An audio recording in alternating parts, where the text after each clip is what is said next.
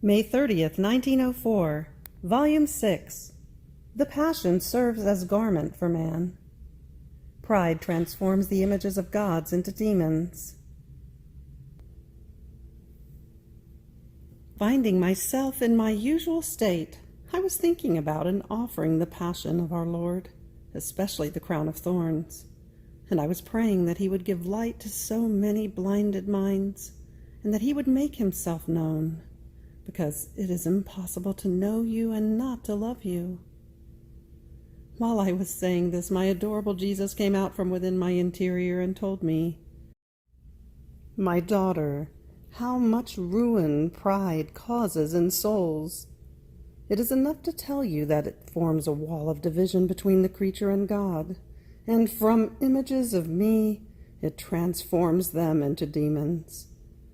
And then, if the fact that creatures are so blinded and that they themselves do not understand nor see the abyss they are in grieves you and saddens you so much, and you take so much to heart that I help them, my passion serves as garment for man, which covers his greatest miseries, embellishes him, and gives back to him all the good of which he had deprived himself and had lost because of sin. So I give it to you as gift, that you may use it for yourself and for whomever you want." On hearing this, a great fear came to me in seeing the greatness of the gift, fearing that I might not be capable of using this gift, and therefore I might displease the giver. So I said, "Lord, I do not feel the strength to accept such a gift. I am too unworthy of such a favor. It is better if you keep it, for you are everything and know everything, and you know to whom it is necessary and appropriate to apply this garment so precious and of immense value. But I, poor one, what can I know? And if it is necessary to apply it to someone and I do not do it, what strict account would you not ask of me?" And Jesus, "Do not fear, for the giver himself will give you the grace not to keep the gift he has given you as useless. Can you believe that I would give you a gift to do you harm? Never." I did not know what to answer, but I remained frightened and suspended, intending to hear what Lady Obedience thought about it. It is understood, however, that this garment wants to signify nothing other than all that our Lord operated, earned, and suffered, in which the creature finds the garment to cover her nakedness, stripped of virtues, and riches with which to enrich herself, beauties to render herself beautiful, and to embellish her, and the remedy for all her evils. Then, as I told this to Obedience, he, my confessor, told me that I should accept. May 3rd, 1905, Volume 6, The Life of Love of Jesus. Continuing in my usual state, I was saying, "Lord, what do you want from me? Manifest your holy will to me." And he, "My daughter, I want you all in me, so that I may find everything in you. Just as all creatures had life in my humanity, and I satisfied for all, in the same way, by being all in me, you will make me find all creatures in you. That is to say, united with me, you will make me find reparation for all, satisfaction, thanksgiving, praise, and everything that the creatures are obliged to give me, within yourself. In addition to divine life and human life, love administered a third life to me, which made all the lives of creatures germinate within my humanity. This is the life of love, which, while giving me life, gave me continuous death. It beat me and fortified me. It humiliated me and raised me. It embittered me and sweetened me. It tormented me and gave me delights. What does this life of love not contain? Untiring and ever ready for everything. everything, everything can be found in it. Its life is ever new and eternal. Oh, how I wish to find this life of love in you, so as to have you always in me, and to find everything in you. May 3rd, 1907, Volume 7, Effectiveness of Prayer. As I was in my usual state, I saw Blessed Jesus for a short time, and I prayed to him for myself and for other people, but with some difficulty outside of my usual way, as if I would not be able to obtain as much if I prayed for myself alone. And good Jesus told me, "My daughter, prayer is one single point, and while it is one point, it can grasp all other points together. So whether the soul prays for herself alone or for others, she can impetrate just as much. Its effectiveness is one." May 30th, 1912, Volume 11, The love of the souls gives life to Jesus. It forms him and it feeds him. Love forms their mutual rest. Continuing in my usual state, I felt oppressed for the privation of my always adorable Jesus. He came and told me, "My daughter, when you are without me, use this very privation to double, triple, increase 100-fold your acts of love toward me, so as to form an environment, all love, inside and out, and find me within this environment, more beautiful and as if reborn to a new life. Wherever love is, there I am. Therefore there cannot be separation for the soul who really loves me. Rather we form the same thing, because love seems to create me, to give me life, to feed me, to make me grow. I find my center in love, and I feel recreated and reborn, while I am eternal, with no beginning and with no end. But thanks to the soul who loves me, I enjoy love so much that I feel as if remade. Furthermore, in this love I find my true love. I find my true rest. My intelligence rests in the intelligence of the one who loves me. My heart, my desire, my hands and my feet rest in the heart that loves me, in the desires that love me, desiring only me, in the hands that work for me, and in the feet that walk only for me. Therefore, bit by bit, I go resting within the soul who loves me, while the soul with her love finds me everywhere and in every place, resting completely in me. In my love she remains reborn, embellished, and grows in an admirable way in my own love. May 30th, 1925, Volume 17, How one who does the divine will is placed in the same conditions as the very blessed. The knowledges of it are like many doors of light, of grace, of divine communications, which are opened. I was feeling oppressed because of the loss of my adorable Jesus. Oh, how I longed for his return. I called him with my heart, with my voice, with my thoughts, which his privation rendered awake and active. Oh God, how long the nights without Jesus, while with them they pass as one single breath. And I was saying, "My love, come, do not leave me. I am too little. I need you. And you know that my littleness cannot be without you. Yet you leave me? Ah, come back, O Jesus." At that moment he extended one arm around my neck, and he made himself seen as a child, pressing his head very strongly against the interior of my breast, and knocking with his head against my breast to the extent that I felt it break down, so much so that I trembled and feared.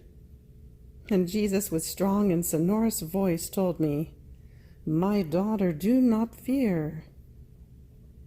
It is I do not leave you." And how could I leave you? Living in my will renders the soul inseparable from me. My life is for her more than the soul to the body. And just as the body without the soul turns into dust, because it lacks the life to sustain it, in the same way, without my life within you, you would remain emptied of all the acts of my will in you. You would no longer hear my voice in the depth of your soul, which repeats and suggests to you how to fulfill the office of my will. If there is my voice, there is also my life that emits it. How easily you think that I may leave you. I cannot do it. First you would have to leave my will, and then you could think that I have left you. But also for you it will be difficult to leave my will, not to say almost impossible. You are in a condition which is almost similar to the conditions of the blessed in heaven. They have not lost their free will. This is a gift which I gave man, and whatever I give once I never take back. Slavery has never entered heaven. I am the God of sons, not of slaves. I am the King who makes everyone reign. There is no separation between me and them. But in heaven the knowledge of my goods, of my will, and of my happiness is so great and so vast that they are filled to the brim, to the point of overflowing, and so their will finds no place to act. And while they are free, the knowledge of an infinite will and of the infinite goods in which they are immersed leads them, with an irresistible force, to use their will as if they did not have it, considering this as their highest fortune and happiness, but still in spontaneous freedom and of their own will. The same for you, my daughter. Making my will known to you has been the greatest grace I have given you. And while you are free to do your will or not, before mine, your will feels incapable of working. It feels annihilated. Knowing the great good of my will, you abhor yours, and without anyone forcing you, you love to do my will, in view of the great good which comes to you. And the many knowledges of my will, which I have manifested to you, are divine bonds, eternal chains that surround you, possessions of celestial goods. And if you wanted to escape these eternal chains, to break these divine bonds, to lose these celestial possessions also in this life, your will, though free, would not find its way out. It becomes confused. It sees its littleness, and, fearing itself, or a trick of its own, it dives and plunges itself into my will with more spontaneous love. Knowledge opens the doors to the good which is known, and the more knowledges I manifested to you about my will, the more different doors of goods, of light, of grace, and of divine participation I opened for you. These doors are opened for you, and as these knowledges reach the midst of creatures, the doors will be opened for them, because knowledge makes love arise for the good which is known. The great door which I will open will be my will, so that they may close the little door of their will. My will make them abhor their own, because in the face of my will, the human is incapable of acting. With the light of my will, the creature can see how insignificant and good at nothing her own is. Therefore, as a consequence, the creatures who will penetrate into these divine knowledges, according to the efforts they will make in order to reach them, will keep their own will aside. Moreover, you must know that when I manifest to you one knowledge about my will, only then do I decide to open another door of my knowledge. when you have let all the good of what I have manifested to you enter into your soul.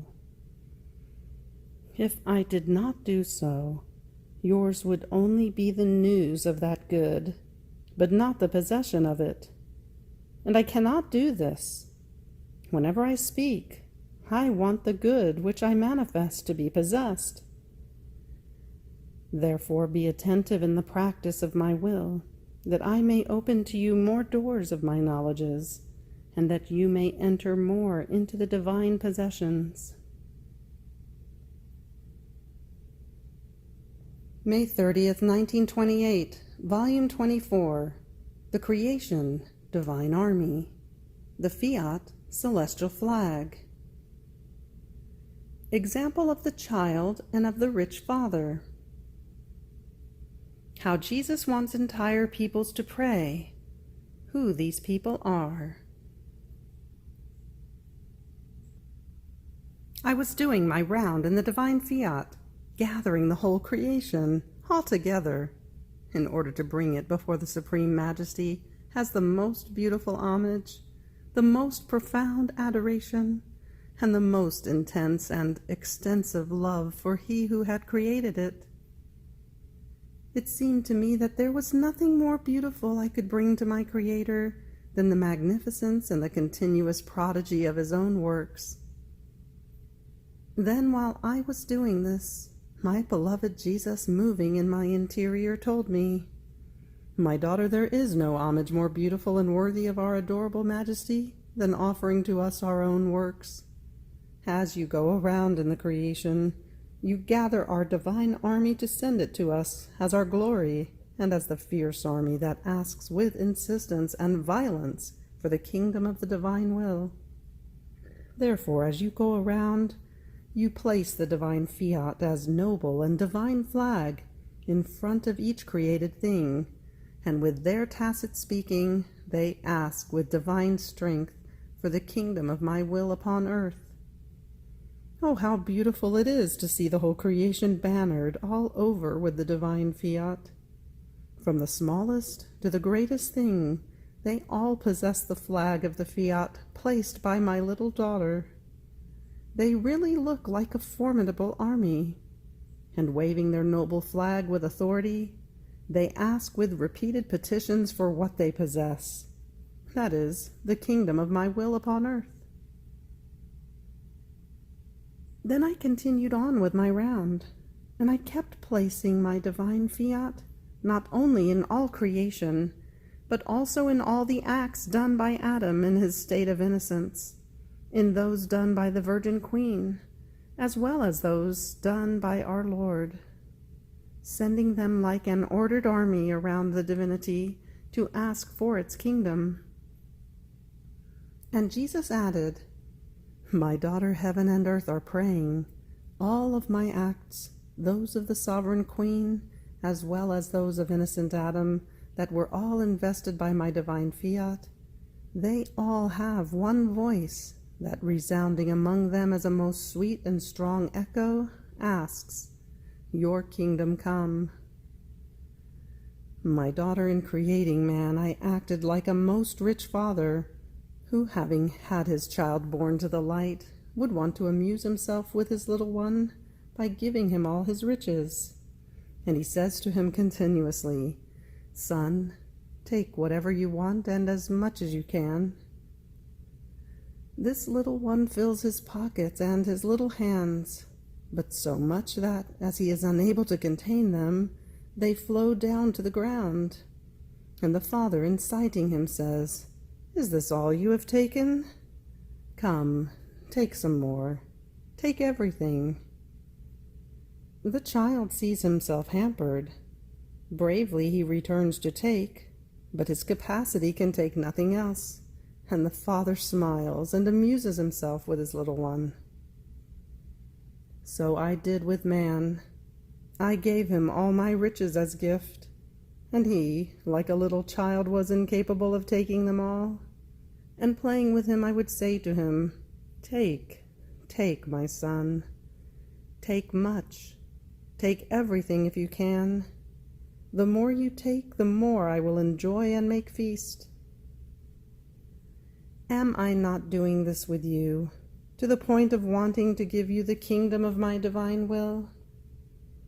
This is why I make you go around in the whole creation, in the works of my redemption, nor do I deprive you of the dominions of the sovereign Queen of Heaven. And while you go around through our works and dominions, I keep whispering to your ear, take whatever you want, my little daughter. And to give you the right to it, I have you mark all of our works and our dominions with your I love you. And in this I love you of yours that repeats its refrain, give me your divine fiat.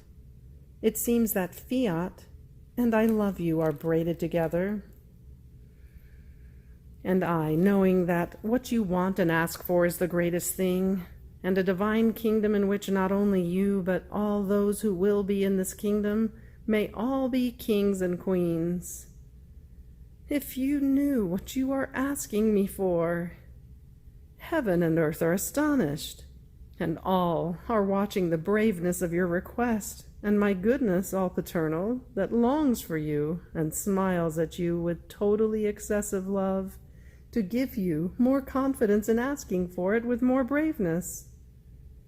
In fact, my daughter, since it is so great a kingdom that I must give, I want an entire people to ask me for it, and the first people is the whole creation. And by going around in the midst of it, you move all to ask for the coming of the kingdom of my divine will upon earth. The second people are all my works, and those of my celestial mamma that were done on earth. These peoples are divine and interminable peoples. Then there is the people of the low earth, that is formed of those who recite the Our Father, and of the few who, in some way, know my divine will and ask that it come to reign upon earth. And when entire peoples pray me, having at the head of them her to whom a mission so great has been entrusted, what we want to give, and that we are asked for with insistence, is conceded more easily. Does the same not happen in the low world? If a king or the leader of a country must be elected, there are those who incite the people to cry out, we want such and such as king, or such and such as the leader of our country. If some want a war, they make the people cry out, we want the war. There is not one important thing that is done in a kingdom, for which some do not resort to the people, to make it cry out and even tumult, so as to give themselves a reason and say, it is the people that wants it. And many times while the people says it wants something, it does not know what it wants, nor the good or sad consequences that will come. If they do this in the low world, much more do I, when I must give important things, universal goods, want entire peoples to ask me for them. And you must form these peoples, first by making all the knowledges about my divine fiat known, second by going around everywhere, moving heaven and earth to ask for the kingdom of my divine will.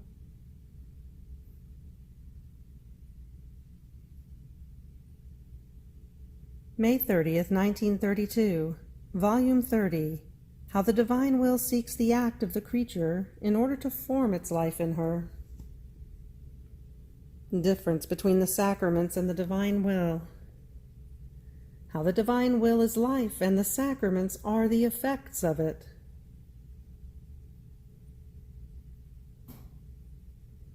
My little mind continues to cross the immense sea of the divine fiat. It seems to me that in all things, and even over the Supreme Being, it has the first place of dominion and of command, and it says, in vain do you flee from me, and in all things I can say, I am here.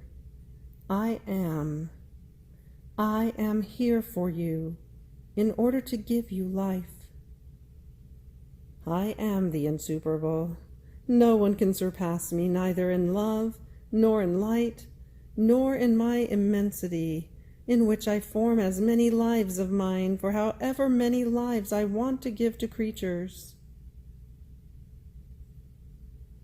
O power of the divine volition, which in your immensity seeks the act of the creature in order to form as many lives of you in each of their acts, and how many of these acts do not receive you and reject you, and your life remains suffocated in you, in your immensity. Ah, without ever tiring yourself, with a love that conquers all, you continue your searches for the human acts in order to give your life and bilocate it in every instant. But while my mind was lost in the sea of the Fiat, my celestial teacher, Jesus, visiting his little daughter, told me, "Blessed daughter of my volition, every act of the creature done in my will is a step that she makes in order to come closer to God, and God in his turn takes a step to come closer to her. One can say that the Creator and creature are always on a walk, and they never stop going toward one another. And my will descends into the act of the creature in order to form its step of divine life, and she climbs in the Fiat into the divine regions in order to make herself conqueror of light, of love, of sanctity, and of celestial knowledges. In fact, every act, word, breath, and heartbeat in my will are many steps of divine life that the creature makes, and it yearns for these acts in order to have its field of action, so as to be able to form many divine lives in the creature. This was the purpose of creation, to form our life in the creature, to have our divine field of action in her. And therefore we love so much that she does our divine will, in order to place our life in safety, not in us. We had no need of anyone. We are more than sufficient for ourselves, but in the creature. This was the great portent that we wanted, and that we want to do in virtue of our will, to form our life in the life of the creature, because if we did not do this, creation would remain without our prime purpose, a hindrance to our love, a continuous bitterness to look at and see a work so great and of such magnificence, and it is not realized, and our purpose failed. And if there was not in us the certainty that our will would reign in the creature, in order to form our life in her, our love would burn creation completely, and would reduce it to nothing. And if it supports and tolerates so much, it is because we see the times to come, our purpose realized. Now, as the creature does her will, so she withdraws and takes a step back from her Creator, and God withdraws. And an infinite distance forms between the one and the other. See, therefore, the necessity to persevere in a continuous way of operating in my divine will, in order to diminish the great distance between God and the creature, product of the human will. And do not believe that this is a personal distance. I am as for all, in heaven and on earth. The distance that the human volition forms without mine is a distance of sanctity, of beauty, of goodness, of power, of love. They are infinite distances that only my volition operating in the creature can reunite and connect together and render inseparable the one from the other. This happened in the redemption. Every manifestation that was made by us about the descent of the Word on earth was one step that we made toward mankind, and as they yearned and prayed for it, and our manifestations, prophecies, and revelations were manifested to the people, so they made so many steps toward the Supreme Being, such that they remained on a walk toward us, and we toward them. And as the time of having to descend from heaven to earth drew near, so we increased the prophets, in order to be able to make more revelations, in order to hasten the walk on both parts. This is so true that in the first times of the world there was no prophet, and our manifestations were so few that one can say that one step a century was made. This slowness of walk cast coldness on the part of creatures, and a way of saying was held by almost everyone that my descent on earth was an absurd thing, not a reality, like one thinks today about the kingdom of my will, a way of saying, and almost a thing that cannot be. Therefore the prophets came after Moses, almost in the last times, near to my descent on earth, such that after our manifestations, the walk of both parties was hastened. And then came the sovereign of heaven, who not only walked, but ran in order to hasten the meeting with her Creator, so as to make him descend and complete the redemption. See, therefore, how my manifestations on my divine will are certain proofs that it walks in order to come to reign on earth, and that the creature to whom they have been made, with an iron constancy, walks and runs in order to receive the first meeting, so as to give it to her soul in order to let it reign, and so give it the step to let it reign in the midst of creatures. Therefore let your acts be continuous, because only continuous acts are what hasten the walk, overcome every obstacle, and are the only conquerors who conquer God and the creature. After this, the crowd of my thoughts about the divine will continued, and having received Holy Communion, I thought to myself, what difference is there between the sacraments and the divine will? And my sovereign Jesus, tearing his Eucharistic veils, let himself be seen, and giving a sorrowful sigh, he told me, "My blessed daughter, the difference is great between the one and the other. The sacraments are the effects of my will. On the other hand, it is life, and as life, with its creative power, it forms and gives life to the sacraments.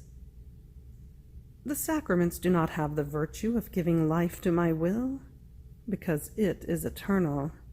It has neither beginning nor end.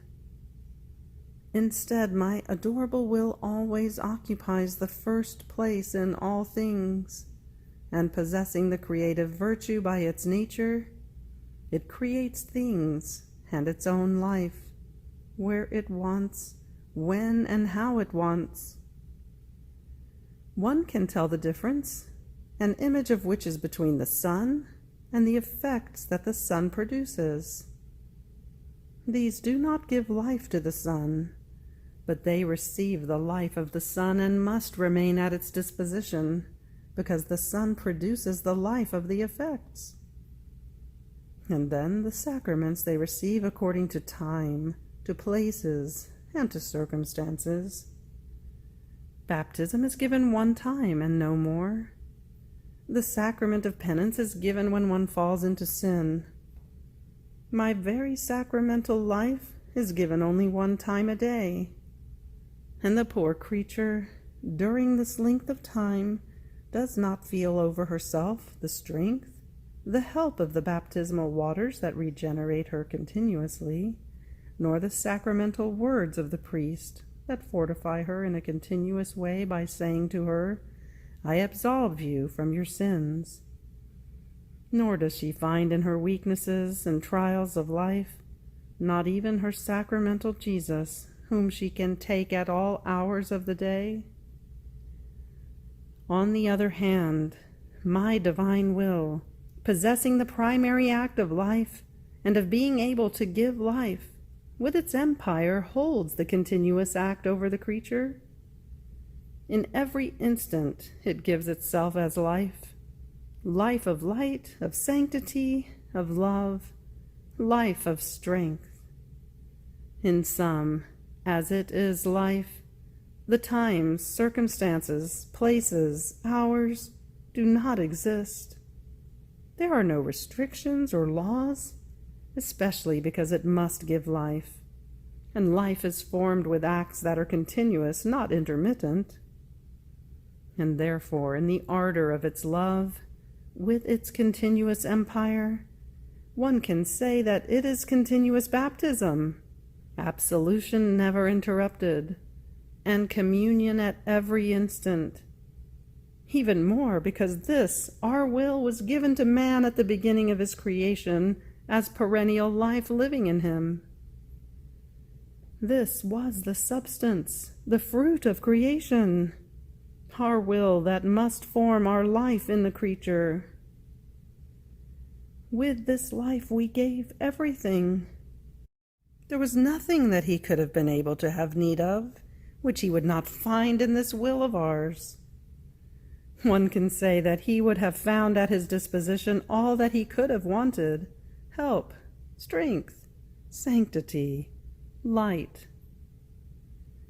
Everything was placed in his power, and my will took the commitment of giving him everything he wanted, provided he would give it the dominion and would let it live in his soul. Therefore it was not necessary to institute the sacraments when man was created, because in my will he possessed the beginning and the life of all goods. The sacraments as means of helps, of medicine, of forgiveness, had no reason to exist. But when man rejected this will of ours, that he withdrew, he remained without divine life, and therefore without the nourishing virtue, without the continuous act of receiving new and growing life.